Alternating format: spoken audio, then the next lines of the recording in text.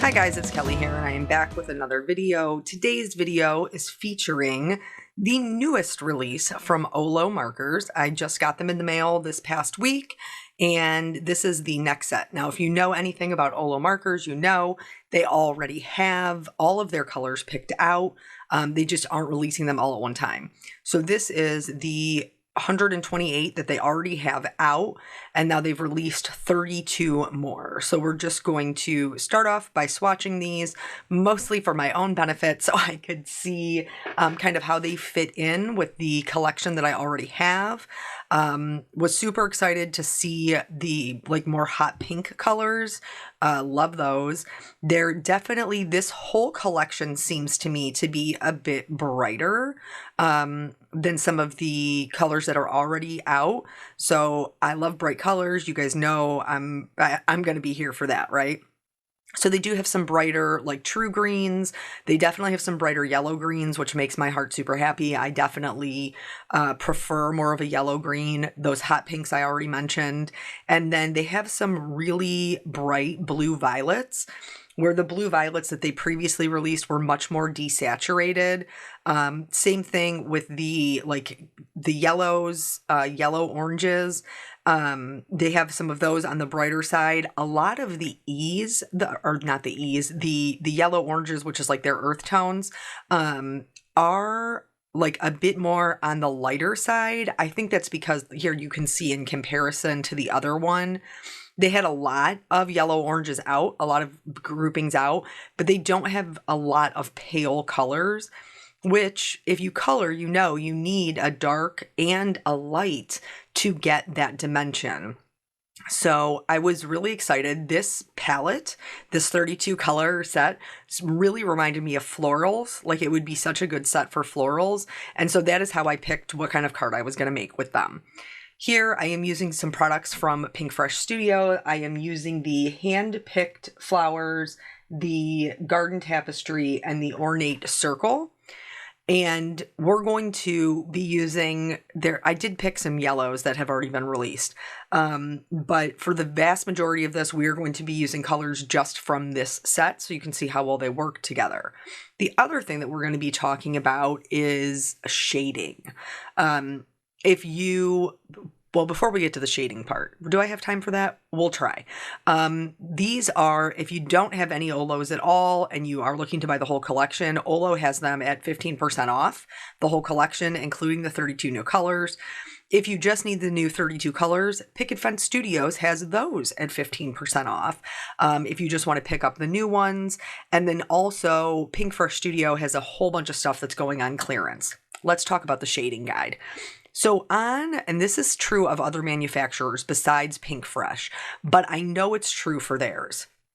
They do a colored version on their packaging. Same thing with Altenew. They do a colored version on their packaging. Honeybee does it in their layering guides, like that you can get from the website. But basically, if you have any layering stencil, not only can you look at where the shading should be on the guide, you can actually just use those portions of the stencil. And that's what I'm going to do today. So I really wanted to try out their little mini blending brushes. I hadn't had a chance to try them yet. I really do like them. They come in a great little package and they're on the smaller side, so it makes them nice and easy to get into these little small areas. But anyway, the guide, let's talk about that. So if they have a pre-colored image on their packaging, you can typically see where they have added the shading. I chose to do this with Pinkfresh because they have a lot of looser florals, and those can be a little bit challenging to see where the shading would go because the lines are not as formed. Like the image is more of just like a suggestion of a flower versus a full shape of a flower, like how maybe I would illustrate it. So because of that style, which I think is beautiful, I mean, I own all of their things, but it can be tricky to know where the shading goes. And for those of you who are beginning colorists, it can be difficult to know where the shading goes anyway. So if you have the stencils, you can go in. Now in this case, I'm using the leaf stencil, which is a full open stencil, but I'm only concentrating my ink blending where I want my darkest shadows to be. And that's where the leaves are going to join, or where one lays on top of the other. I did choose to use two different colors. So I used I think it's Ocean Breeze. I'm going to double check that here for you. Yes, I used Ocean Breeze. I'm using the lightest colors and Mint. Just because I'm going to go right over this with my markers. This is the stencil that is most helpful to me because it's going right over top of those looser florals. And so I'm going to be able to see where they indicate the shading should go, which will then help me when I'm coloring because I can put my darkest color right over what I've stenciled and know that my shading is in the proper place. So for two of the flowers, I chose to use the pink, which is Ballet Slipper. And then for some of the other flowers where we're going to be using the blue violet colors, I chose Soft Lilac. And the color that you're using of the ink does not matter so much because you're going to put down the darkest part there. So for the most part, this is going to be covered up. But if you don't want any kind of cross-contamination between the colors, like I certainly wouldn't I wouldn't use a yellow ink for a flower I was going to shade blue, if you get what I'm saying. So now that I have the stenciling portion down, and again, you don't necessarily have to have the stencils. You just have to have a company that prints their images on there. Is it easier if you have the stencils? Yes. You can do this whether your company has the images printed on there or not if you have the stencil set, because then you would just be able to pick out the stencils like I did that indicates the darkest shading. So now that that's done, I'm going in with my darkest blue violet on the purple, and I'm adding the shadows right over the portion that I have inked. That way, I already, it took all of the work out of deciding where the shading goes because it's done for me. Now, there are some smaller flowers in this bouquet that are meant to be just colored one color, and you absolutely could do that. I cannot because I have a problem. So in those cases, I'm just going with the two rules that I know.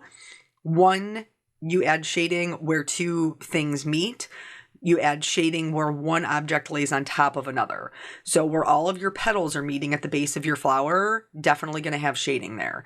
So for those smaller flowers that are just meant to be one color with the stencil, that is where I'm adding my shading. At the very base of the flower, you can see that with these three little purple ones over here. I keep saying purple, they're blue violet, but whatever. I really love the color. It's almost like a neon, like an electric kind of purple blue. I think it's great. But anywho, so then I'm going to color like I normally would. I start with my darkest color. If you are nervous about darker colors, you can always start with your lightest. Go from your lightest through your midtones to your darkest, and then from your darkest back through your midtones to your lightest. I colored like that for years. There's nothing wrong with it. Just as your coloring style develops and you get more comfortable with putting darker colors down and where your shading goes, you may not need to do it that way anymore. For the lighter colors, I find with alcohol markers, oftentimes the lighter colors will really bleach out those darker colors, and that aids in the blending, but it can also remove it from being as dark as it could be. So I don't go over the darker colors. I kind of flick in the lightest color from the edges. So now we're moving on to the pink. And again, you can see that I'm adding the darkest RV right where my stenciling goes. And in some cases, this wouldn't necessarily be where I would add the shading. Like if I was looking at it, it wouldn't be the place where I would add shading to. So it's a really good way to see kind of how the illustrator meant for it to be. And even though it kind of went against what I would normally do, I'm still really happy with the way that the coloring came out.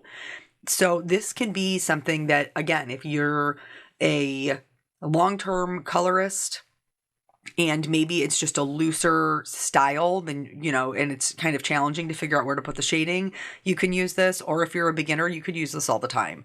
With so many companies coming out with layering stencils nowadays, this is super easy. It's even easier and cheaper if the company puts the photo, because this same photo, for example, the photo that's on the stencil pack is the same photo that is on the stamp that is on the die. So you can see without even having to have the stencils, at least for Pinkfresh, that you can just flip it over and look at that picture and see where they're putting those darker portions and just follow along with that. And then again, just like I said before, once I put my darkest color down, I'm going to move through my midtones out to my lightest color. And then just in the ways I'm like where I'm choosing to put my colors, I'm trying to work in odd numbers and also trying to work in visual triangles. So the like the purple flowers, I have this kind of 1, 2, 3 on the left-hand side, and then the bundle of flowers on the right-hand side. So those ones are kind of balancing each other. For the pink, I did the 2 that are down, and then the little, they almost look like little daisy flowers up at the top. So those are creating a nice triangle. And then the yellow for the centers of those little daisies will also act as part of a triangle for the yellow flowers. And then the peachy orange ones, I just kind of sprinkled throughout. So just so that we have like a nice mix of almost like a wildflower bouquet. Here you can see definitely with the pink, like how much it lightens up those midtones. And that is why I always go in from the edges when I'm first working with markers, because I don't necessarily know how one is going to affect the other. For the little peachy colored flowers, they are meant to be one color. Like there's not a lot of stenciling there. I think there's maybe like this little section right here has some stenciling. And then maybe one of the ones that are to the left has a little bit. And again, just putting the darkest color there. But as I'm moving out, some of them are going to be the darkest color and the midtone. And then only really the bigger ones are going to be the darkest color, the midtone, and the lightest color. Just because there's not a lot of real estate here, so we don't have to work very hard to blend them. Plus, OLOs are free flow ink. So I do find them to be a little bit juicier than other alcohol markers. So that's just something to keep in mind. I use Nina 80-pound Solar White cardstock, but I have heard other people say that they have trouble using OLOs on this type of marker or this type of paper because of the bleeding. I didn't experience that, but they recommend Expressit Copic paper. So you do whatever works for you. I know a lot of people use Hammermill too. So for these colors, for the yellows, I did choose 2 like that are already previously released. I think it's the Y23 and the Y1.2, I think is what it is. The darkest color is from the newest section. And then in a little bit, you'll see I'm going to come in and kind of put a little bit of darker color into the center of the flower, and that is also from the new color release. I think these are really fun. I love bright colors. Not everybody does. My best friend Dawn loves desaturated colors, and that works for her. But I'm definitely a bright colored girly, especially with this one. Originally, I was going to do more of like a white background, like bright colors on white. And the more that I played around with it and like my composition of the card, I was like, why are you fighting going dramatic? Why are you fighting it? Just embrace it. And so I did. These yellow greens are fantastic. I am definitely more of a yellow green than a green green. But if you're a green, like I would say these are pretty true greens. They're just nice and bright. The newest ones coming out, I'm gonna have to The other ones, there was not a lot of greens in the previous releases. I think there was only 5 that they had already come out with. So these new, like these 4 are a great add. Same thing with the yellow greens. The yellow greens that they had were very desaturated. I know I said that about the blue violets as well. But it's nice that they're just bringing out some brighter tones, especially for this time of year, because like summer is almost here. We're nearly there, guys. It's definitely felt like summer here. When did I buy that? I bought Little Jelly Bean, a sprinkler pad, really just because I hoped that it would give us more time in the pool. And I know that seems counterproductive, but she is in the I do it stage, very, very much in the I do it stage. And so she gets frustrated in the pool when she can't swim around on her own and she has to be held. She's still too little for any sort of like flotation device, not to be more of a, harm than a help. So she does still need to be, carried around in the pool, and she doesn't like that. So she gets very sick of the pool quickly. So I was like, maybe if I get this little sprinkler pad, I'll be able to get out of the pool with her, and still be out in the backyard talking to my husband, spending time with my son who, are in the pool, and then she could, play in her sprinkler pad. But so yesterday, since it was so hot, it's been like unseasonably warm for Ohio. We've been in the high 80s. It's so warm. I'm not complaining. I love warm weather. But so yesterday, after like we all kind of got home from work and doing our things, the kids wanted to go outside, and so my husband set up the sprinkler pad, and he let her go in it fully clothed. So needless to say, we had a very full diaper. But anyway, she played in it for about a half an hour, which, I mean, in toddler time, that's a long time for her to have something hold her attention for a half an hour. And of course, Peanut and his friends played in it too. The big kids like the sprinkler as well. But it's just like a huge pad where like the water goes up around the edges. And then if you turn the water on low, it's like just a little bit, like just keeps feeding clean water in there. So I have a feeling that's how we'll play with it most of the time. But she also has a water table on the deck that she loves and plays with. So hopefully we'll be able to keep her, outside for at least a little bit. Here's that dark brown that I was talking about, adding into the centers. And I'm just doing little dots of color just to add a little bit of depth and dimension.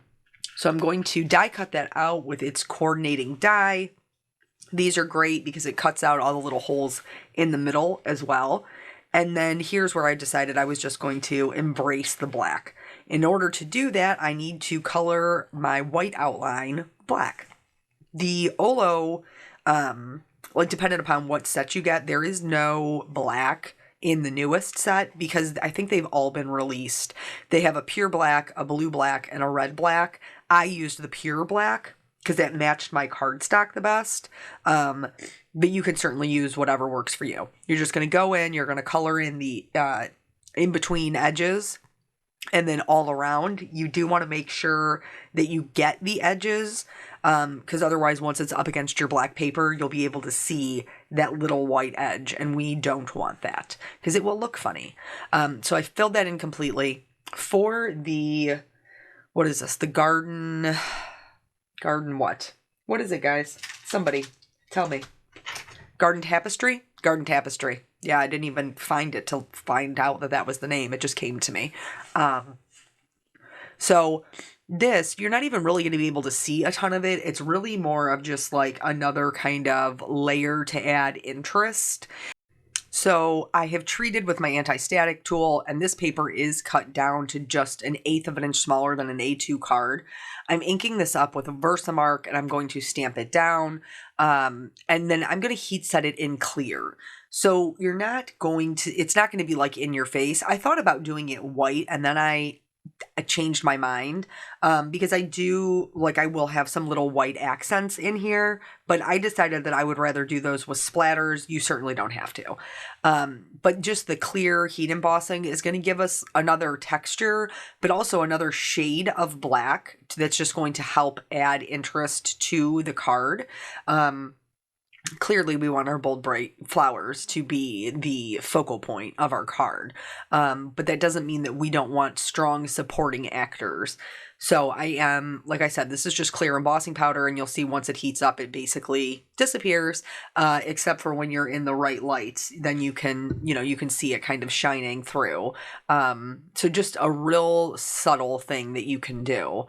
Here on the left-hand side, I have some black glitter cardstock. Again, this is going to be a different texture and a different shade, so it's going to add interest. With the ornate circle, this is one of my favorites from Pinkfresh.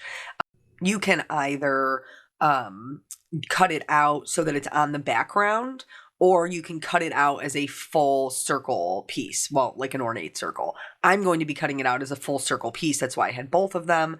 And then from that garden tapestry set, I am using the sentiment that says, "Thank you for making me smile." This time I'm going to be heat embossing in white, so I am stamping it down in white pigment ink after I treat it with my anti-static tool. I do like to stamp these twice, just so that I know that I'm going to get good coverage with my embossing powder. And then I personally use like the detail embossing powder all the time. As you can see, there's very little left in my container because I like the way that embosses. But especially if you're using sentiments, you do want to make sure that you're using a detail style of embossing, because that way it doesn't get blocky. It's, keeps those nice letters. So once that's cooled off, I will cut this out with its coordinating die, and then we will be on to building no, I'm lying. We're going to do our white accents. Haha. See, look I don't even know what I'm talking about. So this is, again, this is not something that you have to do. It's just something that adds a little bit of interest, brings that white into the card. This is opaque white. Copic ink. I have another girlfriend who loves I think it's Liquid-X. That's opaque white for spatters. I like to mix mine with a little bit of water so it's not too thick. It does change the transparency a little bit. It will make it a little more transparent, but I'm totally fine with that. Once that's dry, I'm going to mount this onto a white card base, and I'm just going to have like a little sliver of white around the outside edge because, like I said, only 1/8 of an inch is missing. So what is that? Like a 1/16 border on each side? Yeah, I guess that makes sense, right? Math is hard. So once I have that down, then for the ornate circle, I'm only going to glue the portion in the middle of the circle because I want to be able to kind of like fluff up the edges of the circle just so it kind of stands up and adds a little bit more interesting texture. You could clearly put, like, this is just a great kind of card design. You could put anything you wanted in the circle. You could even put a large sentiment in the circle and still have a really pretty card. But I'm just going to fluff those edges. And then for the actual bouquet, I will add some foam tape so that it's not going to sit on top of that circle and push it down. It will still be, kind of floofed up and have a little bit of volume. I feel like we're talking about hair. We're not. We're talking about paper. I don't like flat hair either, honestly. So once I have the foam tape on there, I can go ahead and put my flowers centered. I know that it doesn't look like there's a whole lot going on because you can't see it kind of like with the different lights on it. But in real life, when you are holding the card, you can definitely see all of the textures and all of the layers. I used some, I think these are Aura. I always forget the name. It's like Aura or Moonstone. It's one or the other. From Trinity Stamps, I used that to accent the little circle and just add some more shine because who doesn't love more shine? I mean, well, maybe you don't, but I do. I'm here for the shine. So continuing with the shine theme, I am using my Zig clear color marker and putting that on, and then I'm doing my accents with my white gel pen, just adding some little dots, to tie in that white a little bit further, and then that's the whole card. So I hope that this was helpful in seeing the new OLO markers and giving you a little trick on how to shade. All of those sales will be linked below if you'd like to check them out. Thank you guys so much for joining me. I always appreciate your time, and I will catch you on the next video. Bye.